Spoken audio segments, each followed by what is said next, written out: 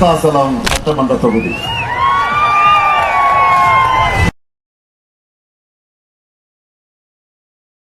வேட்பாளர் அருமை சகோதரி பிரேமலதா விஜயகாந்த் அவர்கள். விருத்தாசலம் சட்டமன்ற தொகுதியில் தேமுதிக பொதுச் செயலாளர் திருமதி பிரேமலதா விஜயகாந்த் போட்டியிடுகிறார் என்றவுடனே விஷமிகள் அவரை பற்றி தவறான கருத்துக்களை சமூக வலைத்தளத்திலும் விருத்தாசல வாக்காளர்களிடையே பரப்பிக் கொண்டிருக்கிறார்கள்.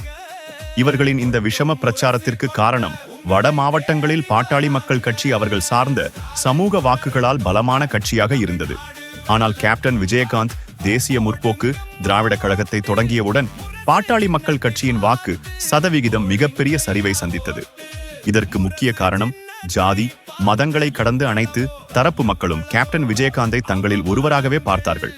அப்படித்தான் கேப்டன் அவர்களும் எல்லோரையும் நேசித்தார். இதனால்தான் கட்சி தொடங்கியவுடனே பாட்டாளி மக்கள் கட்சியின் கோட்டையாக பார்க்கப்பட்ட விருத்தாசலத்தில் தனித்து நின்றே வெற்றி பெற்று விருத்தாசலத்தின் சட்டமன்ற உறுப்பினராக சட்டசபை சென்றார். தன் கணவரின் உயிர் மூச்சாக கருதப்படும் விருத்தாசல தொகுதியில் வெற்றி பெற்று தன் கணவர் என்னவெல்லாம் இந்த தொகுதி மக்களுக்கு செய்ய வேண்டும் என்று ஆசைப்பட்டாரோ அதை மனைவியாக கணவரின் கனவை நிறைவேற்றிட இங்கு களம் காண்கிறார். இவரின் வெற்றி உறுதி செய்யப்பட்ட ஒன்று. இந்த காரணத்தினாலே எதிரணியின் விஷமிகள் இவர் மீது வெளியூர் வேட்பாளர் என்றும் மாற்று சமூகம் மாற்று மொழியை சார்ந்தவர் என கதறிக் கொண்டிருக்கிறார்கள். இவர்களின் இந்த விசமதனமான பிரச்சாரங்கள் மாற்று சமூகத்தினரிடையே மட்டுமில்லாமல் அவர்கள் சார்ந்த சமூக மக்களிடையே கூட ஒருவித வெறுப்பை ஏற்படுத்திக் கொண்டிருக்கின்றன. இதுவே திருமதி பிரேமலதா விஜயகாந்தியின் வெற்றிக்கும் முக்கிய காரணமாக அமையப் போகிறது. இந்நிலையில் சமூக வலைத்தளத்தில் விஷமிகளின் பொய் பிரச்சாரங்களை கண்டு நம்மை போன்றோர் பலர் வருந்தும் இந்நிலையில் விருத்தாசல தொகுதியை சேர்ந்தவரும் கேப்டன் விஜயகாந்த் முதலாக விருத்தாசலத்தில் வென்ற பொழுது அங்கே போட்டோகிராஃபராக பணியாற்றியவரும் உண்மை விசுவாசியுமான அருண் விருதை என்பவர் தன் முகநூல் பக்கத்தில் நம்மை போன்ற பலரின் விருத்தாசல பொய் பிரச்சாரங்களால் ஏற்படும் குழப்பங்களுக்கு தெளிவான பதிலாக அந்த பதிவு அமைந்துள்ளது.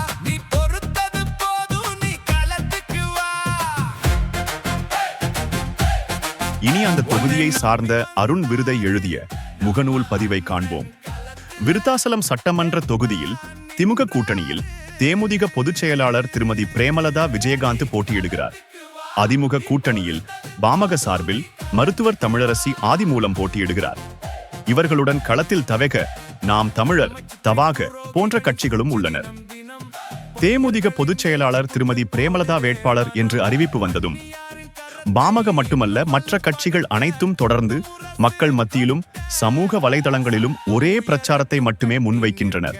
அதுவும் குறிப்பாக பாமக வேட்பாளர் மரியாதைக்குரிய அம்மா தமிழரசியாதி மூலம் அவர்கள் மக்கள் முன் வாக்குகள் சேகரிக்கும் பொழுது உள்ளூர் வேட்பாளர் எனக்கு வாக்களியுங்கள், வெளியூர் வேட்பாளர் வெற்றி பெற்றால் இங்கே இருக்க மாட்டார்கள், ஆனால் நான் இந்த ஊரில்தான் இருப்பேன், எந்த நேரம் வேண்டுமானாலும் என்னை பார்க்கலாம் என்றுதான் மரியாதைக்குரிய அம்மா தமிழரசி ஆதிமூலத்திற்கு மட்டுமல்ல தொடர்ந்து சமூக வலைதளங்களில் பொய்யான பிரச்சாரம் செய்து வரும் பாமகவினருக்கும் நான் கேட்க நினைக்கும் சில கேள்விகள் இதுதான். 2001 2006 ஆண்டு வரை விருத்தாசலத்தில் பாமகவை சேர்ந்த உள்ளூர் மருத்துவர் கோவிந்தசாமி தான் சட்டமன்ற உறுப்பினர். அவர் என்றைக்காவது சட்டமன்ற அலுவலகம் வந்து மக்களிடம் கோரிக்கை மனுக்களை வாங்கியிருக்கிறாரா? அவரை பார்க்க வேண்டும் என்றால் அவரின் மருத்துவமனைக்கு தானே சென்று பார்க்க முடியும். உள்ளூரில் இருந்தாலும் மக்களின் துன்பங்களில் பெரிதாக ஈடுபாடு காட்டி கலந்து கொண்டதில்லையே.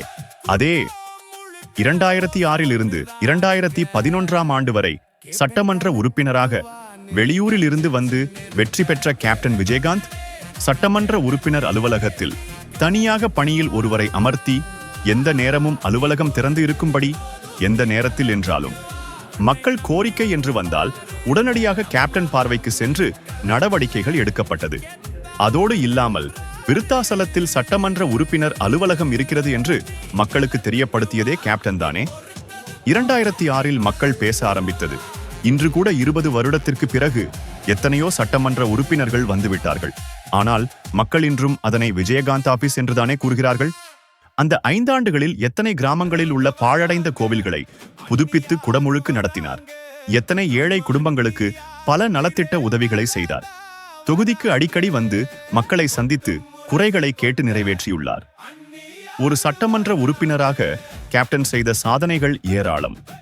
அத்தனையும் வெறும் பேச்சு அல்ல, அத்தனை நிகழ்வுகளுக்கும் என்னிடம் புகைப்படமாக ஆதாரம் உள்ளது.